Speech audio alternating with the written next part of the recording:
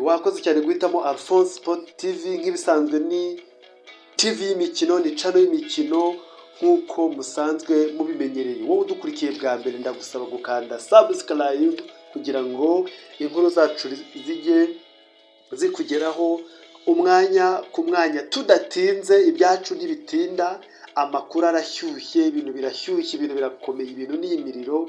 Ikipe ya Rayon Sport muri Sekafa Kagame Cup rwose iri guhana amakipe, iri gukina umukino neza umeze nk'abanyabrazil. Irakomeye cyane iyi kipe, muyitege cyane. Sekafa Kagame Cup yakomezaga kuri uyu wa kabiri, aho ikipe ya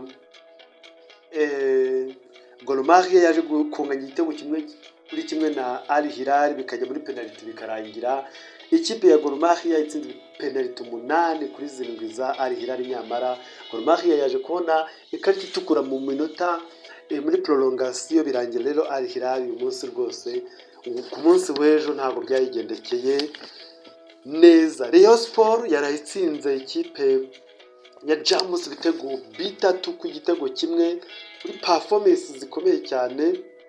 Ibitego byatsinzwe na Antonio Atiso, Ibrahimu Jingale, Tamwe Guruwala, bose batsindiye ikipe ya Rayon Sport. Rayon Sport mu isura nshya rwose, nyuma yo gutangaza baje bakora amatangazo neza, bayitabira uko bari bayatanze.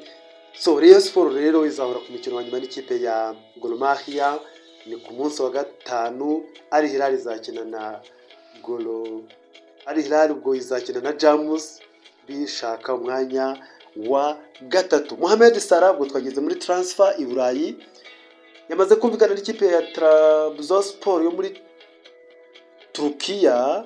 Bumvikanye ku myaka 2 ku masezerano y'imyaka 2 rwose muri Jean wa Liverpool. Murumva ko yamaze kubona ekipe yo muri Turkiya. Ayub Wadi, Manchester City irenda kumusinyisha, harabura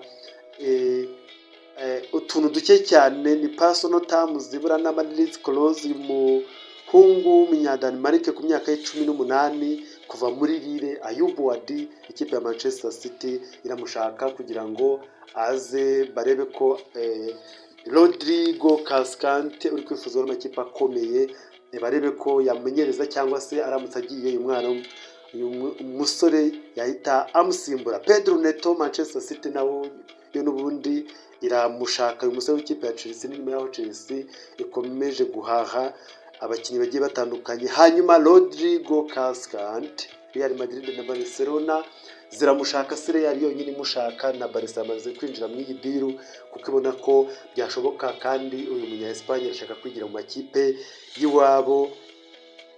Ese urabona ari Barca na Real ari he Rodrigo Cascante yafitinga?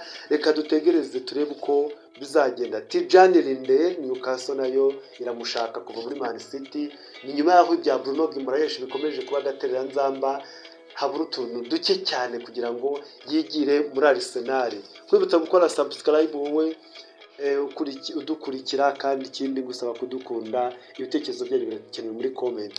Mwakoze cyane gukurikira Alphonse Sport TV, turabakunda cyane.